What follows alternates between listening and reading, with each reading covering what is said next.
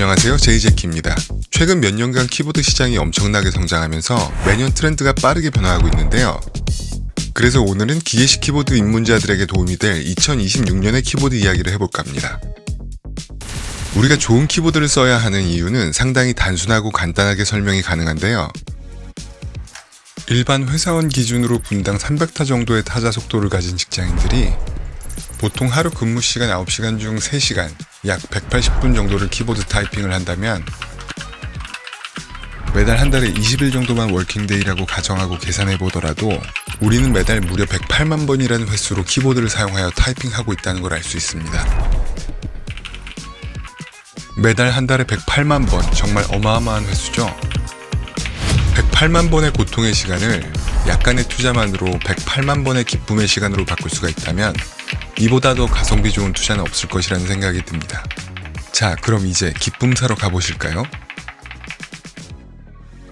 그럼 어떤 키보드가 좋은 키보드일까요? 최근 몇 년간 저마다 개성 있는 키보드들이 매년 수백 개씩 출시가 되고 상당히 호평을 받으면서 키보드 시장이 급성장하고 있습니다. 키보드 품질은 상향 평준화되고 가격은 저렴해지면서 소비자로서는 너무나 반가운 시장 상황이 계속되고 있죠. 반면 출시된 키보드 종류가 너무 많다 보니까 어떤 걸 사야 할지 선택의 어려움을 겪기도 하는데요. 그래서 오늘은 나에게 맞는 키보드를 찾기 위해 고려할 사항 몇 가지를 살펴보고 제가 최근에 가장 만족했던 키보드를 소개해보는 시간을 가져보려고 합니다. 첫 번째 고려할 부분은 키보드의 높이, 즉 프로파일입니다. 왼쪽부터 펜타그래프, 로우 프로파일 기계식 키보드, 일반 기계식 키보드입니다. 이 높이에 따라 손목 각도와 키감에 많은 차이가 있어서 꼭 고려할 요소예요. 이렇게 얇은 형태의 키보드들은 주로 펜타그래프 방식인데요. 두꺼운 부분도 10mm가 안 되는 두께에 키의 높이도 1mm밖에 안 되는 초슬림 형태를 하고 있죠. 키보드가 얇으면 휴대성이 좋고 손목 부담이 적어서 장시간 타이핑에 유리한 면이 있지만 아무래도 너무 얇다 보니 타이핑 시 마치 바닥을 두드리는 듯한 썩 좋지 않은 느낌을 줍니다.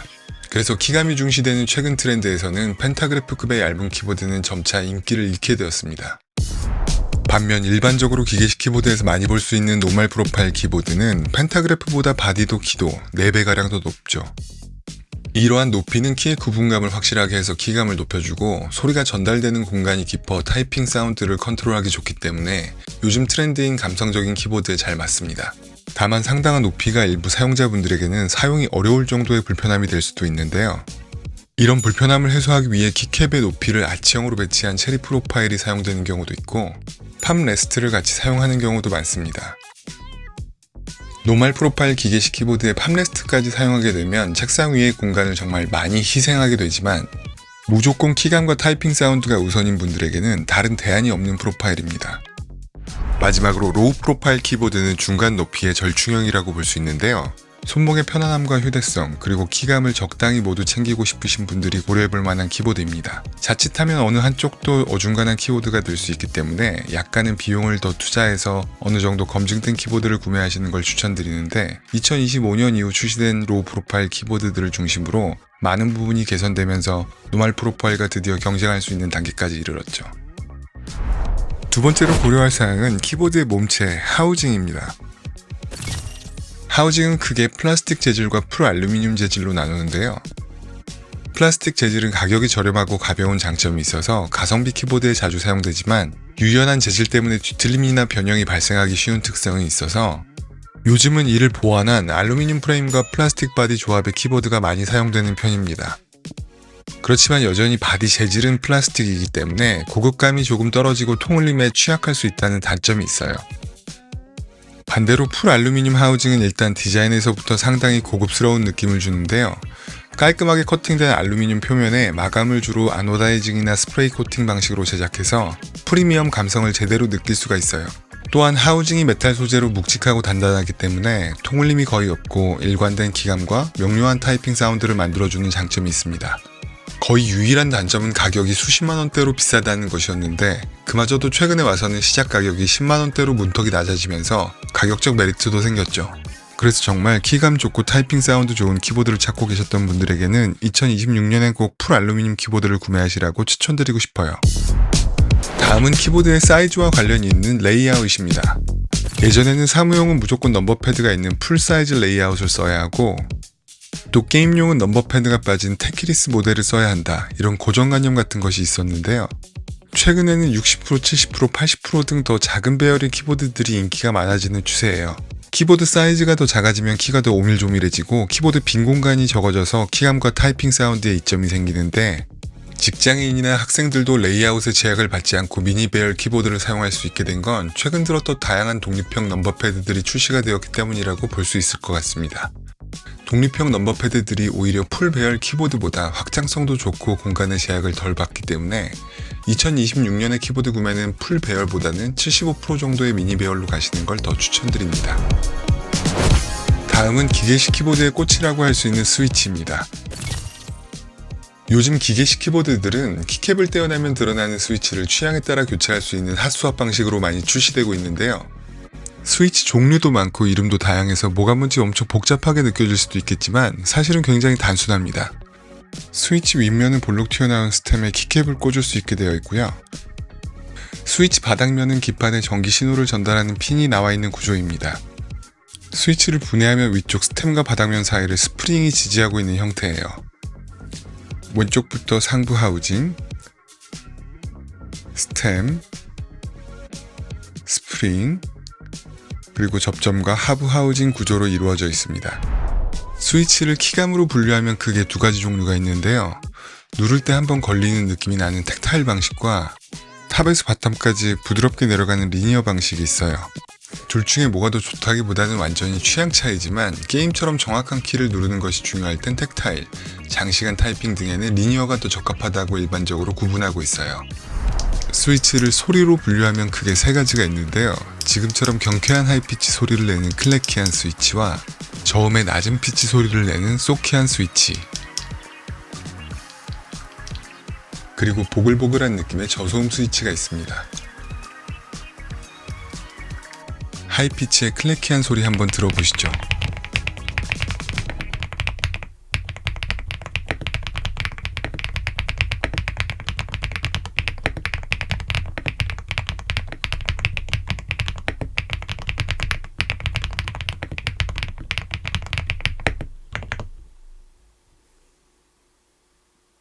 다음은 로우 피치의 소키한 소리 들어보시죠.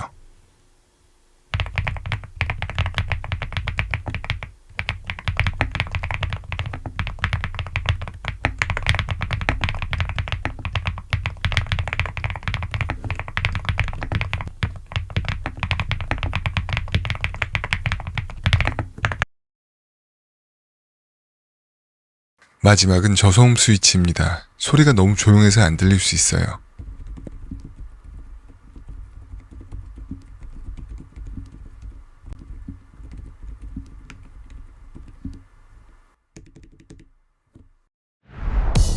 다음은 키보드의 서스펜션 역할을 하는 마운트입니다. 키보드 마운트는 PCB와 플레이트를 케이스에 고정하면서 충격을 흡수하는 완충제 역할을 합니다. 또한 타건 시 진동과 소음을 줄여 부드럽고 균일한 느낌을 줍니다. 마운트 종류의 하나로 가장 많이 사용되는 건 실리콘 게스킷 마운트인데요. 요즘은 로우 프로파일 키보드에서조차 흔해질 정도로 거의 대부분의 키보드에 적용되고 있습니다. 다만 게이밍 키보드에서는 보다 빠른 응답성을 위해 게스킷이 없이 출시되는 경우가 있어요. 실리콘 게스킷은 하우징과 PCB 기판을 떠받들고 있어서 둘 사이의 진동을 완충하는 역할을 하는데요. 2026년에는 한층 더 나아가서 고급 키보드에만 사용되던 리프 스프링 구조의 마운트가 저렴한 키보드에도 사용되고 있습니다. 리프 스프링 마운트는 가스킷 마운트보다 바운스감이 강하고 튼튼한 구조로 차별화가 되는데요. 타이핑 사운드 면에서도 울림이 적고 선명한 소리를 내는데 더 유리하죠. 추가로 이런 쿠션감 있는 고급스러운 느낌을 더해주기 위해 PCB 기판 자체에 플렉스 커팅을 하는 것도 2026년의 트렌드인데요. 스위치가 장착되는 위치 사이사이에 커팅을 해주고 폼으로 보강을 해줘서 키보드에 말랑한 느낌을 더해주죠. 마지막은 키보드의 얼굴을 담당하는 키캡입니다.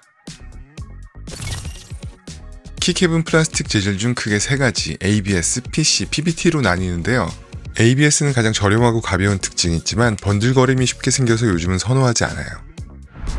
투명 키캡에 사용되던 한때 인기 많던 PC 재질 키캡도 아주 특수 코팅이 잘 적용된 고가 제품이 아니면 내구성 문제로 잘 사용하지 않는 트렌드예요. 2026년에는 고급감과 내구성으로 꾸준히 사랑받아온 PBT 재질에 두께를 1.5mm 이상으로 두껍게 제작한 키캡이 인기가 많은 추세입니다. 그래서 2026년에 추천드릴 만한 키보드는요, 바로 풀 알루미늄 커스텀 기계식 키보드 에보 75입니다. 에보웍스에서 제작하고 국내 수입 유통은 스웨그키에서 담당하고 있는데 두 브랜드 파워에서 오는 품질에 대한 기대는 일단 확실하죠. 에보웍스는 쿼티키사와 네오사의 합작으로 만들어진 브랜드로 이미 작년에 에보 80을 출시해서 큰 히트를 쳤죠. 이건 그 후속작인데요. 제가 써보고 너무 좋아서 두 개나 샀습니다. 가격은 199,000원. 과거 4, 50만원은 좋게 하던 풀 알루미늄 커스텀 키보드를 이제는 20만원이 안 되는 가격에 구매할 수 있는 시대가 왔습니다. 외관은 요즘 프리미엄 키보드 트렌드에 맞게 고급스러운 풀 알루미늄 바디에 무게는 2kg으로 묵직하고 75% 키 배열에 80개의 키가 적용되었습니다. 제가 구매한 건 네뷸라 컬러와 이클립스 그레이 컬러인데 이 외에도 총 10가지 색상 조합의 제품을 판매 중이에요. 선택지가 넓어서 분명히 마음에 드는 제품을 찾으실 수 있을 것 같아요. 염료 승화 방식으로 프린팅된 1.7mm 두께의 두꺼운 PBT 키캡이 사용되었고 레터링이 아주 깔끔합니다. 높이 부분은 앞쪽 20mm가량, 뒤쪽은 40mm가량으로 조금 높은 편이라서 팜레스트와 함께 사용하는 걸 추천드립니다. 뒷면 디자인도 상당히 신경 썼다는 것이 느껴지는데요. 유광 폴리싱으로 번쩍번쩍한 스테인리스 무게추에 리베팅이 된 것 같은 포인트를 줬고요. 알루미늄 하우징의 마감 방식은 아노다이징 또는 스프레이 코팅 방식으로 표면이 부드럽고 프리미엄 느낌을 물씬 풍기고 있어요. 네뷸라 컬러 모델은 블랙에 반짝이는 펄이 들어가 있어서 화려하고 이클립스 그레이 모델은 깔끔하면서도 클래식한 느낌이에요. 범폰에도 에보웍스 마크가 새겨져 있는데 아주 디테일에도 신경을 쓰는구나 하는 느낌이 드네요. 방향키 쪽에 있는 RGB 앰비언트 라이트는 키보드의 포인트 컬러로 은은하게 색이 변하면서 오묘한 느낌을 줍니다. 버튼을 누를 때마다 손쉽게 RGB 컬러와 패턴을 바꿀 수 있는데 이런 부분은 참 아이디어가 좋은 것 같아요. 펑션 키열 양옆으로 타공된 포인트 앰비언트 라이트가 있는데 이 부분도 키보드의 존재감을 살려주는 확실한 포인트가 됩니다. 백라이트는 사용하지 않는 경우가 많은데 이 앰비언트 라이트는 예뻐서 항상 켜놓고 자꾸 쳐다보게 되더라고요. 키보드에 백라이트를 켜면 이런 모습인데 RGB 컬러 자체도 약간 파스텔 톤으로 멋스럽게 잘 빠진 것 같습니다. 키보드를 구매하면 같이 주는 가방도 상당히 탄탄하고 퀄리티가 좋은데요. 키보드를 어디 가져갈 일이 있을 때 그냥 이거 쓰면 될 것 같아요. 이 가격대 키보드에 가방까지 주는 건 상당히 혜자죠. 구성품은 한글 설명서, 2.4GHz USB 동글, 리프 스프링 위에 끼어 쓰는 실리콘 커버가 있고요. 퀄리티 괜찮은 키캡 및 스위치 플러, USB A to C 케이블, 그리고 스페어 스위치 3개가 동봉되어 있습니다. 구성이 알차고 버릴 게 없어요. 이 키보드의 또 다른 매력은 완제품 키보드이지만 커스텀 키보드 같은 요소들을 많이 배치했다는 것인데요. 키보드의 상부 프레임과 하부 하우징이 볼 캐치 방식으로 결합되어 나사 분리 없이 손쉽게 하우징을 분리할 수 있는 구조를 채택했어요. 하우징 볼 캐치 구조는 이런 식으로 돼 있어서 열고 닫을 때 따로 공구가 필요가 없습니다. 상판 하우징을 분리하면 키보드 내부로 바로 접근 가능하게 되기 때문에 흡음재를 더하거나 빼거나 또는 마운트를 보강하는 등 내 입맛에 맞게 커스텀하기 쉽게 되죠. 안쪽까지 꽉 차 있다는 웬만한 자신감 아니면 제조사도 이렇게 만들긴 쉽지 않겠죠? 기판과 전원부 연결 방식은 기존의 커넥터 연결이 아니라 마그네틱 방식으로 구성되어 있는데요. 그래서 와이어 끊어먹을까봐 조심할 필요 없이 그냥 PCB 기판을 드러내면 되니까 편리합니다. 이런 식으로 양쪽의 커넥터가 자석으로 알아서 철컥 하고 붙는 방식이에요.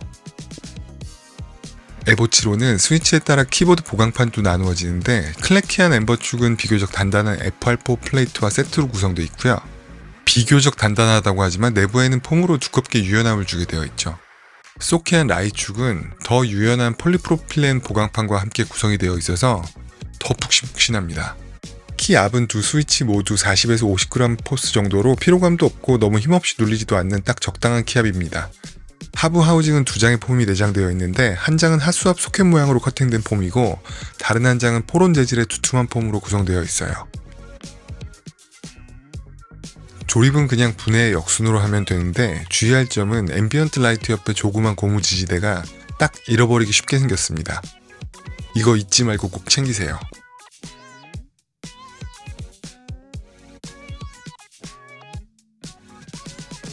지금까지 2026년도의 트렌드에 정말 알맞는 나름 가성비 있는 풀 알루미늄 커스텀 키보드 에보 75였습니다. 매일 컴퓨터 앞에서 지루함과 무기력함을 느끼셨던 분들에게 책상 위에 작은 기쁨이 되어줄 키보드라고 확신합니다. 그럼 시청해주셔서 감사합니다. 재밌게 보셨다면 구독과 좋아요 눌러주세요.